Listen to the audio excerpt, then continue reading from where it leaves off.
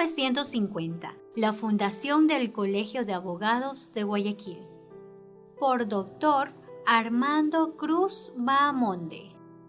Bien puedo decir, asistido por la verdad, que aquellos eran otros tiempos, ni mejores ni peores que los actuales, pero eso sí, completamente distintos, cuando en la primera mitad del decenio de la 40 conocí al doctor Leonidas Ortega Moreira, por entonces joven profesor universitario de la Facultad de Jurisprudencia, en la que yo intentaba mis primeros pasos en la senda noble y subyugante del derecho. Guayaquil había abandonado ya, por entonces, las características que inspiraron los versos de su más egregio poeta, Olmedo, que cantó a la aldehuela que, un siglo antes, era este pequeño puerto del Pacífico, cuyas orillas, al decir del gran bate, lento, lamía el caudaloso Guayas, y habíase transformado en la capital Montubia a la que se refirió Pepe de la Cuadra. La ciudad que yo vivía en mi ya lejana juventud universitaria.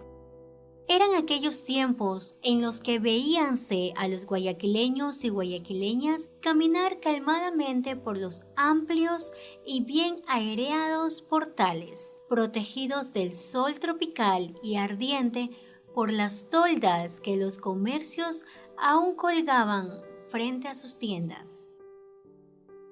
No existía entonces el apresuramiento con que se mueve la masa humana que hoy inunda el casco comercial de la ciudad, ni habían interminables hileras de vehículos que envenenan el ambiente con sus gases mefíticos o ensordecen a la gente con sus pitos estridentes.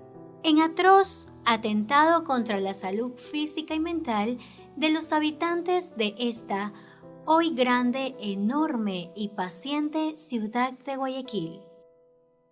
No, estamos recordando una ciudad todavía pequeña, con sus viejos tranvías eléctricos que, en medio del crujir de metales remordidos y campanilladas que anunciaban su presencia, movíanse lentos y parsimoniosos hacia los 4 puntos cardinales, cubriendo casi todas las áreas citadinas, deteniéndose de esquina en esquina para recibir a sus pasajeros que, sin empellones ni empujones lúbricos, llegaban a sus asientos. Hasta se paseaba en tranvía. Aquellos eran los tiempos de la ciudad río-puerto, que conjugaba el enorme y bello estuario del Guayas, el mayor de la costa americana del Pacífico, y su gran sistema fluvial, verdaderas arterias por las que fluía la riqueza agrícola más importante de la República, con el comercio internacional en el que tan duchos eran y son los guayaquileños. Era la época en que el malecón del Fortín al Conchero presentaba el espectáculo que brindan los puertos de todo pueblo internacionalmente activo. Naves de gran calado y pequeñas lanchas surcaban el manso río, amparo del navegante y motor de la ciudad y su puerto. El cacao y el café que se embarcaba dejaban en esa calle un halo perfumado que en las noches se acentuaba en las carretillas, donde hervía el tinto y el chocolate a la guayaquileña, que hacían olvidar las penas de la vida o abrían nuevas esperanzas al amor. Así era Guayaquil entonces. Es más, en esa época todavía la muchachada del puerto podía disfrutar del baño de mar que el salado brindaba. Todavía era el tiempo en que los doctores recetaban los aires marinos del estero, hoy convertido en miasma inenarrable, acosado por lo corrupto hasta su completa extinción como balneario. Aquel brazo de mar, pulmón natural de la ciudad, y el American Park, asentado a su vera, fueron en su tiempo lugar de solaz y sano esparcimiento de toda la población, que de un modo u otro sacábales muy sano provecho.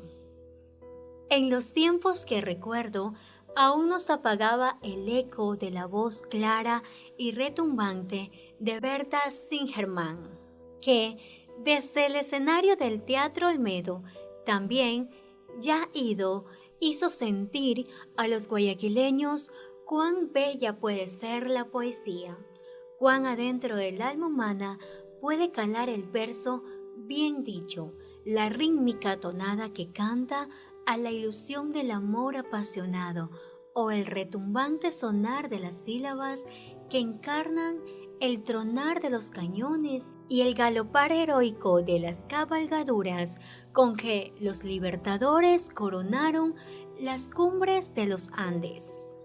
Las palabras de Rubén Darío, de Kipling y de García Lorca, dichas por la Singerman, recorrieron vibrantes las calles de la ciudad y perduraron en esos recuerdos que yacen sepultados en el fondo del alma, ahogados por el paso del tiempo que inclemente dio paso al progreso de la urbe, rindieron tributo a la vida, desapareciendo. En aquella época florecieron, para deleite de los aficionados a las artes plásticas y pictóricas, en explosiones de forma y color que alcanzaron la expresión mayúscula de maestría en un Roura Oxandaberro, guayaquileño de corazón, cuyo paso ha dejado huellas indelebles que no pueden reproducirse. Esa era la Guayaquil de los 40, la que tenía una sola universidad que cabía casi íntegra en su casona de la calle Chile. Allí estaban las aulas de casi todas las facultades. Allí mismo el rectorado, la secretaría, la biblioteca y el salón de honor. En ese pequeño cubil se nutrían los espíritus ansiosos por conquistar el saber, por hallar el camino de la verdad. Allí los viejos maestros, los hombres de ciencia, formaron generaciones y generaciones de una juventud que había de afrontar en los años por venir todas las maravillas y todas las pesadumbres del progreso. La calle Chile, desde la universidad hasta 9 de octubre, testigo fue del paso de esas juventudes que, en pequeños grupos, acudían o salían de sus clases. Y así también el Poder Judicial. La Corte Superior de Justicia y todos los juzgados civiles y penales cabían en una parte del ala sur del Palacio de la Gobernación. Allí acudíamos los abogados, los de tan reciente data que aún no se secaba bien la tinta de los títulos, y los senectos e impresionantes abogados con larga práctica profesional y envidiable clientela. Los hombres como Huerta, Tamayo, Arroyo del Río, Trujillo, Parra, para citar solo unos pocos, habían sido o seguían siendo las luminarias de esta profesión que tenía entonces la vía de expresión profesional más completa en sus largos y sesudos alegatos, en el que el derecho recibía el trato de la maestría, que reclama la frase meditada, pulida, redonda y elegante de la que hoy el tráfago del ejercicio profesional inclemente nos separa. A lo largo de la calle Pichincha, a cuya vera está el Palacio de la Gobernación, agolpábanse los estudios profesionales y de las ventanas de las antiguas casas colgaban los letreros que, generalmente apiñados, anunciaban la presencia de los profesionales que ofrecían sus servicios a quienes pudieran necesitarlos. Era, pues, natural que el ejercicio de la profesión en el que, de pronto, en 1946, me vi inmerso, fuera sin duda distinto del que hoy se presenta para el noble abogado. Las cosas eran más simples y sencillas. No existía el fárrago obnubilante de una masa de juicios que hoy ningún juez puede resolver en su totalidad. No existía aquel trajín que hoy se presenta en el Palacio de Justicia, ni era preciso esperar y esperar ante burocratizados sistemas que harían perder la paciencia al mismo Job. Y, sin embargo, debías emprender los esfuerzos para mejorar las circunstancias y condiciones en que se desenvolvía nuestra profesión. Aquellos que juntos habíamos estudiado, manteníamos frescas nuestras experiencias en la vida universitaria y nos vimos impulsados a crear un organismo gremial que, formado por los abogados del puerto, realizaran una defensa profesional y diera acceso al progreso científico tan necesario en la vida del derecho. Durante mi vida universitaria tuve la suerte de conocer a hombres de gran valía, hombres que supieron cultivarse, que dedicaron su vida a conocer y practicar el derecho y a impulsarse, en algunos casos, hacia las esferas más altas de la patria. Dos hombres que han hecho historia corresponden a esa época: el doctor Arroyo del Río, a quien admiré como maestro de dicción pura y acabada, dictando clases de Código Civil, y a quien combatí por sus errores políticos, que hoy no es preciso señalar, y el doctor José Vicente Trujillo, implacable opositor de aquel, por sus brillantes clases de filosofía y de oratoria forense, con las que nos deslumbraba a sus discípulos. Ambos eran hombres que merecían admiración, pero el doctor Trujillo estaba adornado de una virtud de la que el doctor Arroyo, al menos para mí, carecía: el valor humano inconmensurable de la facilidad para la comunicación. Al doctor Arroyo lo admiré como maestro, al doctor Trujillo lo quise, además, como amigo. En la lucha universitaria, los colosos se enfrentaron. El uno, Arroyo, apoyando con todas sus fuerzas, era presidente de la República.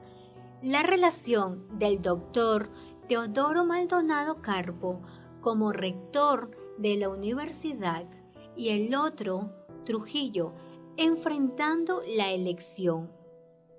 Por primera vez en la historia de la Universidad de Guayaquil, el candidato Dr. Trujillo, acompañado por la inmensa mayoría de los estudiantes que promovió su candidatura, lanzó como base de esta todo un programa a ejecutarse desde el rectorado.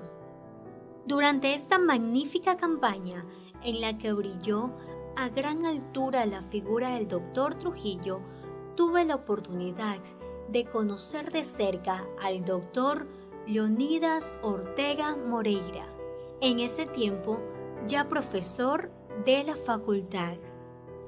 En la casa del doctor Trujillo, a la que acudíamos invitados por nuestro candidato, lo encontré con frecuencia, pues él visitaba en ese distinguido hogar a la señorita Aída Trujillo Calixto, a quien desposaría poco después.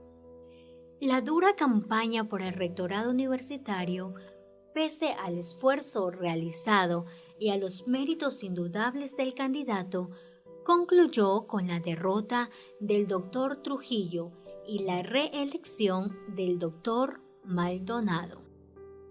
El doctor Leonidas Ortega Moreira era en esa época un hombre joven y corpulento que acostumbraba vestir a la usanza de entonces de punto en blanco y llevaba permanentemente colgado de sus labios un cigarrillo encendido. Alto, ancho de espaldas, caminaba con paso firme, pero dando a su cuerpo un balanceo que le era característico y que conservó hasta el fin de sus días. La cabeza, grande y redonda, estaba rematada por negros cabellos que declinaban tempranamente, anunciando la calvicie que pronto habría de presentársele. Grande era también la cara, en la que se mostraba su seguro gusto por la buena mesa, pero eran sus ojos de azul profundo, pues con ellos expresaba sus sentimientos. Ora de atención concentrada en lo que se le decía, ora sonrientes y alegres, serios o preocupados. Eran un vívido espejo de su alma.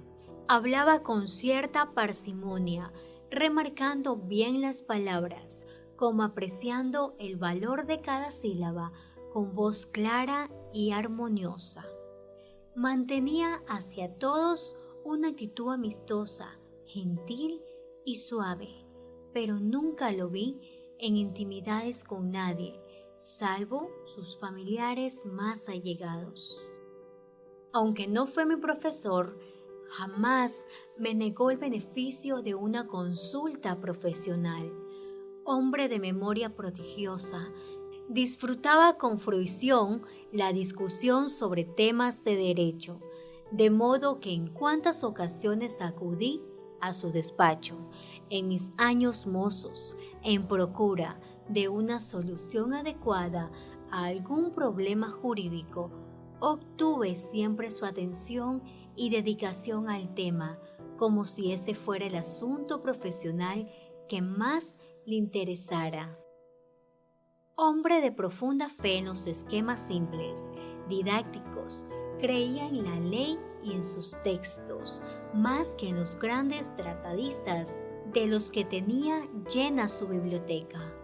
Volvía siempre a la letra de la ley, recitándola palabra por palabra, y a ella se acogía sin reservas. Al finalizar la década del 40, un grupo de jóvenes abogados creíamos que debíamos iniciar un esfuerzo conjunto destinado a la formación del Colegio de Abogados de Guayaquil y, considerándonos demasiado jóvenes, buscamos al menos joven de nuestra generación y acudimos a la oficina del doctor Leonidas Ortega para expresarle nuestro deseo y disposición para emprender la campaña.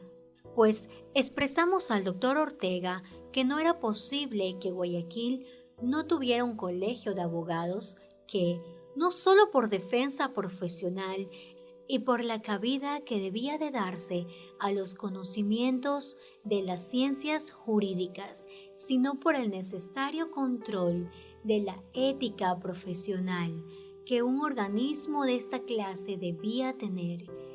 Era un imperativo la reunión de los profesionales y la constitución del colegio. Pese a alguna resistencia inicial, obtuvimos la adhesión del doctor Ortega Moreira a la idea y, reunidos los primeros entusiastas, nos constituimos en comité que por unanimidad designó al doctor Leonidas Ortega Moreira su presidente, dividiéndose el trabajo en 3 comisiones de organización que había de elaborar los estatutos, la de propaganda y la de finanzas. El comité estuvo integrado por los doctores Leonidas Ortega Moreira, Carlos Julio Arosemena Monroy, Nicolás Castro Benítez, Jorge Manzano Escalante y quien esto escribe Armando Cruz Bahamonde. Coetáneamente, la Asociación Escuela de Derecho había estado haciendo esfuerzos por alcanzar el mismo fin y prestó al comité organizador del colegio su gran ayuda, pero no cabe duda que fue el espíritu creador del doctor Ortega, cuya eficacia habría de mostrarse en los años venideros, que impulsó los ánimos creadores de sus componentes y dio paso a la exitosa culminación de sus esfuerzos. En efecto, el día 7 de marzo de 1950, previa a la convocatoria hecha por la prensa, en el local de la Escuela de Derecho, situada en la planta baja de la casona universitaria, a las 6 de la tarde, se reunió la primera asamblea del Colegio de Abogados de Guayaquil, que aprobó la constitución de este y nombró al primer directorio compuesto así: presidente, Dr. Leonidas Ortega Moreira; vicepresidente, Dr. Alberto Blum Flor; secretario, Dr. Armando Cruz Bahamonde; primer vocal, Dr. Ramón Insúa Rodríguez; segundo vocal, Dr. Teodoro Alvarado Garaycoa; tercer vocal, Dr. Carlos Julio Arosemena Monroy; cuarto vocal, Dr. Rafael Cuello Serrano; quinto vocal, Dr. Nicolás Castro Benítez. La distinción de que fue objeto el doctor Ortega ha de resaltarse cuando se considera quienes, además del doctor Ortega, integran el directorio, y entre ellos señalaré los más importantes: el doctor Alberto Blum Flor, ministro juez de la Corte Superior de Justicia y su expresidente, cargo al que llegó después de una larga y muy honrosa carrera judicial, en la que se destacó por su impecable conducción de los juicios que conoció en sus largos años de juez probo y de verdadera versación. Le acompañaron, además, hombres ya maduros en la profesión, como los doctores Insúa y Alvarado, profesores de la facultad y de gran prestigio profesional, un joven abogado por entonces, una verdadera promesa para la patria que muy pronto se hizo realidad; el doctor Carlos Julio Arosemena Monroy, quien había de ser electo 10 años más tarde vicepresidente de la República y luego, en 1962, presidente constitucional del Ecuador; y el doctor Raúl Clemente Huerta, de tan brillante y exitosa carrera profesional y política en el Ecuador. A la asamblea acudieron 59 abogados que se convirtieron en los primeros socios del colegio. La campaña, emprendida por el nuevo directorio y su entusiasta presidente, dio como resultado que pocas semanas más tarde el número de socios subió a 128. Los estatutos fueron aprobados por la misma asamblea, pues previamente habían sido suscritos por 102 abogados y aprobados por el ministro de Previsión Social y Trabajo, Dr. Franklin Tello, el día 13 de mayo del mismo año. Concluida la sesión, el flamante presidente del Colegio de Abogados de Guayaquil invitó a sus colegas a servirse una copa de champaña en el Club de la Unión, ocasión en la que un diligente fotógrafo estampó una histórica fotografía en la que constamos 10 de los 13 miembros del primer directorio del colegio, fotografía que ha sido publicada en el número 13 de la revista del colegio, correspondiente a los meses de noviembre y diciembre de 1980, acompañándonos el doctor Eduardo Peña Astudillo. En dicha publicación hay una nota que me concierne. Seguramente, por un error de información, quien puso el pie a la fotografía indicó que, para entonces, yo había fallecido ya, lo cual, evidente y felizmente, no es verdad. En fin, extinguidas las burbujas del champán, volvió la calma a los abogados y todo intento del directorio para reunir a los colegas e iniciar los ambiciosos planes que teníamos para encarar problemas profesionales y organizar foros sobre temas jurídicos y, en fin, estructurar la institución como una sólida y promisoria realidad, no recibían la entusiasta acogida que debíamos esperar. Se necesitaba un poco más que la desidia colectiva para derrotar a nuestro dinámico presidente, sin contar para nada con la tesorería, con sus propios recursos.